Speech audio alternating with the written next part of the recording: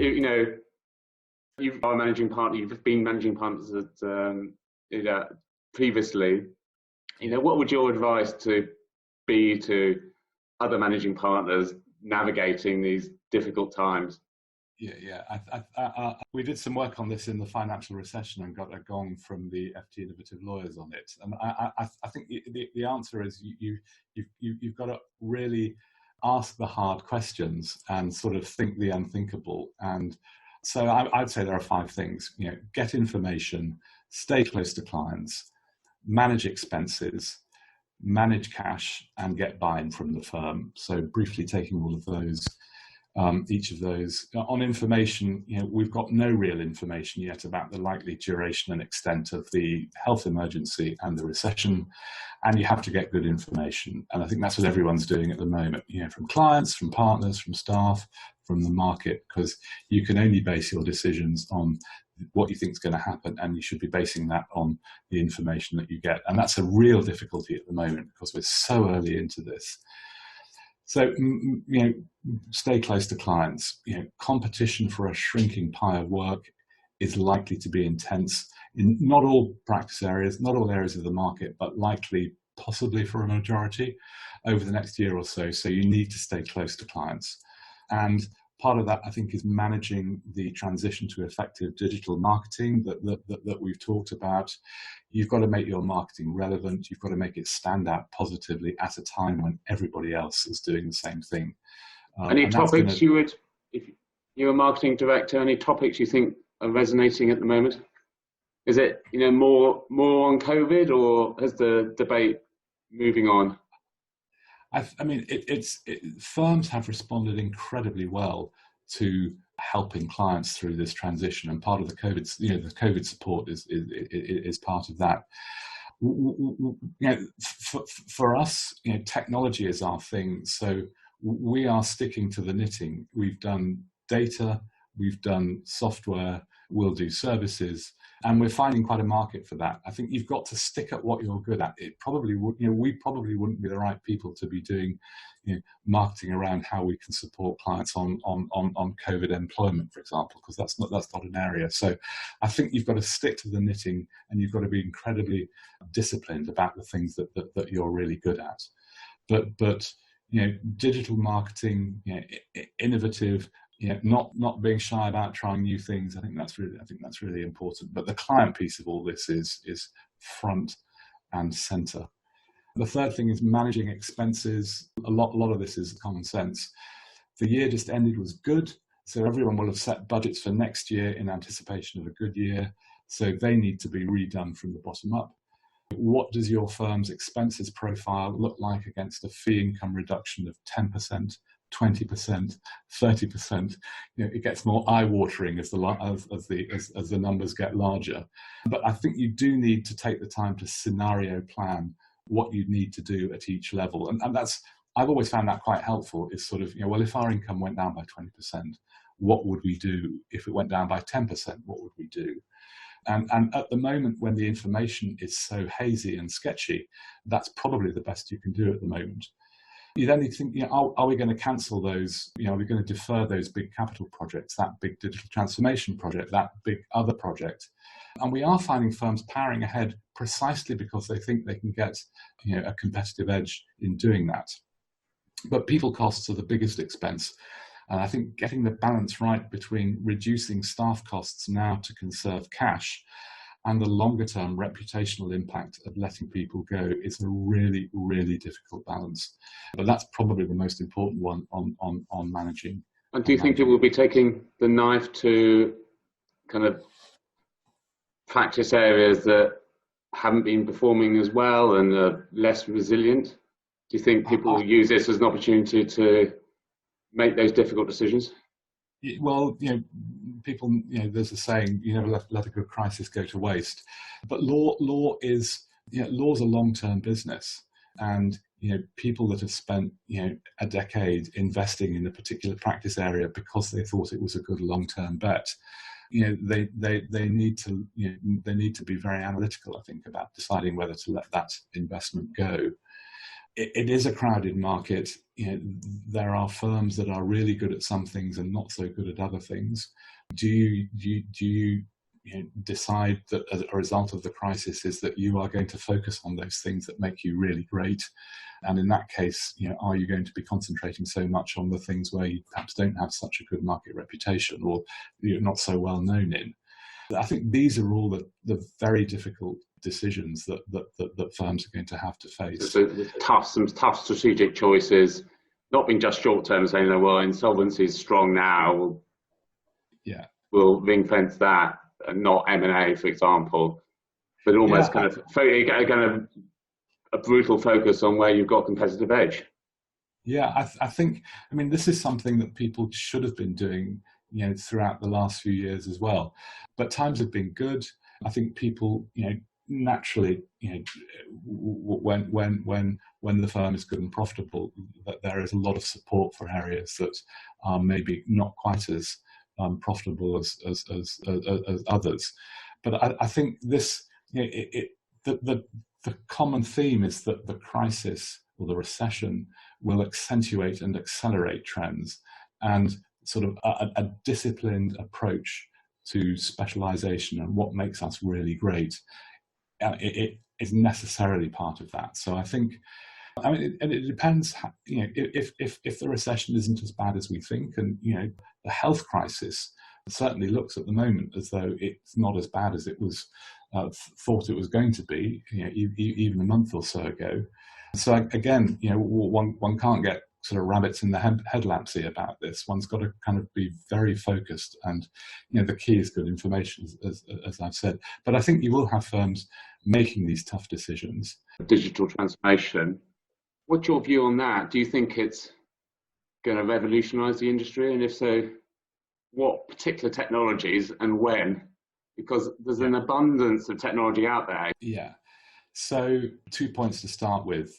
I think been at or near to the top of the hype cycle in this area for a couple of years before 2020, and it's been a great way of engaging the partners, engaging the junior lawyers with these laboratories and incubators, and that's had huge benefits. But I don't think it's sort of translated into world-beating new services yet. So I think it has tended to be a bit overhyped. We always have this point, which is that we overestimate technological change short term and underestimate it long term. So I think those are the two, we've been at the top of the hype cycle, and we sort of, the perspective is quite difficult to get right. But I think for the first time now, with the changes that we're going to be going through, automation isn't overhyped. The emergency, the recession, excess capacity over the next however long it is, will put significant competitive pressure on fees this year and into probably the next couple of years. And a response, a rational response to those cost pressures is finally to see the big rise in automation that we've been talking about. And that's probably going to be driven by machine learning. So we are likely to see AI-enabled systems and services applied across the firm, and the key thing is at scale for the first time, to big ticket processes like contract automation, which is an obvious one, litigation discovery, where e-discovery is already quite advanced, and due diligence. I've thought for a long time that the sort of potential world beater here is machine learning applied to due diligence, which can account for 25 to 50% of the cost of a corporate deal. So I think AI gets baked into these big processes at scale for the first time over the next few years. You've got big developments occurring in the sort of workhorses of law firm systems, like particularly the PMS, where you've got bigger providers like SAP starting to dip their toe in the water. You've got a return to sort of Microsoft Dynamics ERP. And they will all, as a matter of course, have AI baked into them. So you will start to see more specialist tools for particular areas, which are technologically, IT enabled in some way, shape, or form. So I think it has been overhyped. One possible outcome from the next period will be that firms have to get to use this and have to get to use it at scale in response to competitive pressures. And do you think these technologies will be used in the back office and the interface with clients will stay much as it is, or will there be the rise of essentially digital services where the interface is with an online platform? Yeah, I think this depends on the kind of law that you're looking at. I mean, the legal services market is just so diverse that it caters for everything. So where you have sort of volume work, sort of SME businesses, perhaps for their day-to-day stuff, smaller litigation, property work, wills, kind of B2C legal work. Yes, I think you've got that. You've got that now. I think that will take off even more quickly. I mean, they're aiming at that part of the market. I think the higher up the market you go, even right at the top of the market, where you've got these, very big deals that sort of only, the big US firms and the Magic Circle and a couple of others can do. Even with the biggest deals, you have large parts of them that are based on standard componentry. I mean, you take due diligence as the obvious one, but even at the top level, there will be large components of big deals that will benefit the client in terms of lower costs through these things. And I think it all throws more authority onto the GC, because the GC can decide how to do this. They can maybe send some of it to India for outsourcing. They can get their own people to do some. They can get their law firm to do some. They can get the AI to do some, and they can sort of calibrate where the boundaries are between who does what, much more in terms of risk and cost. So I think all this stuff starts to give the GC more authority. And in the big companies, you are seeing, the banks, for example, have very big legal operations teams now. And they interact with their opposite numbers at the big law firms. So I think you are having these sort of peer-to-peer connections between big clients and big law firms that go well beyond sort of partner to senior executive. You could envisage some sectors all moving towards a kind of favoured platform for, on contracts, for example. Contract automation, it needs both parties, all counterparties, to kind of play a game. Yeah, I think what's going to happen is everybody's going to be wanting to use the platform that their mates are using. So and that will give sort of network effects, positive network effects to the winners, in that everybody uses this platform for blob, where blob could be, a range of contracts, it could be a range of litigation, it could be a range of banking lending projects. And the advantage then is that that the firms and the counterparties are all going to be sort of hooked up to the same platform. And going beyond that, you're going to get APIs, interfaces into these platforms that will enable clients and law firms to do specific things themselves. And I think this is another point that goes to the authority, enhanced authority of the GC. They will have many more tools to do this job. And the tools that they're using are likely to be at scale because of the network effects. And these, you probably have 2 or 3 big due diligence platforms left. And they're all likely to be in the cloud, because that's where you get the benefit of machine learning with very large data sets. So you could see quite a lot of change that this shock is sufficiently large to bring about. So the way the Magic Circle and the global elite firms make money will change. I think it's changing it's changing at the moment, and they are getting much. Some of them are really great at technology now, and that's come out of the back office and is going to the front line, as it were, to use an overworked term. But it's going to the lawyers that use the technology on the deals. It's very likely to happen, I would say. Let's extend the horizon to 10 years. could you try and paint a scenario of what professional services could look like then? Yeah, yes. Thanks, thanks, Ben. That's a tough one. Forecasting is really hard, especially about the future. I think the start point here is that we overestimate change short term and underestimate it long term. And 10 years' time is a long enough period where we could be seriously underestimating the scale of the change. So technology-wise, which is my area, you can see the automation of everyday processes becoming routine. So embedded AI, the cloud, a much more granular approach to the lawyer's working day through the practice management system.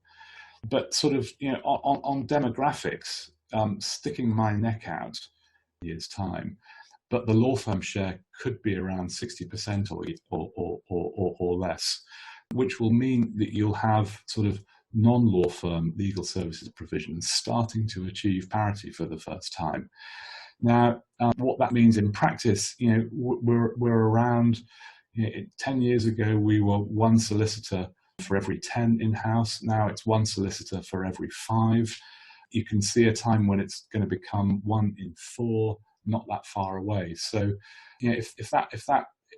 if what's been happening quietly over the last 10, 20 years keeps on happening, then the law firm share of the pie will reduce. In-house is likely to increase, I would think. One of the things which has surprised me is you've got the emergence of a new law, the axioms, there's a number of them, but by and large, none of them have really scaled. And the vast majority of work that goes external is still done by law firms, though using different delivery models. Do you think that's going to change? Do you think this is the time when the new law suddenly takes market share? I think it depends what they do. I was always sort of taught that it's very difficult to achieve economies of scale from sort of middle and above, market legal services.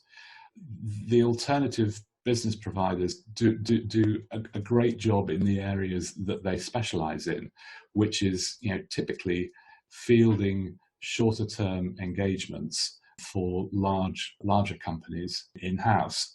And that's the sort of niche that they have filled very well. They filled it so well that the big firms are starting to, started it over the last 5 years, have set up their own business units targeting that market. But it's still, they're very efficient, they're cost efficient. And there is this big sort of arbitrage. If you have a lawyer in-house, that will cost 1 or 1 plus. If you go outside to a traditional law firm, it'll cost 3, because you've got the cost of the lawyer, you've got the cost of the administration and infrastructure around them, and you've got the cost of profit. So that has given the alternative providers a lot to play on, because their internal costs are a lot lower, and maybe profit margins are a bit lower as well, because they've got fewer sort of owners.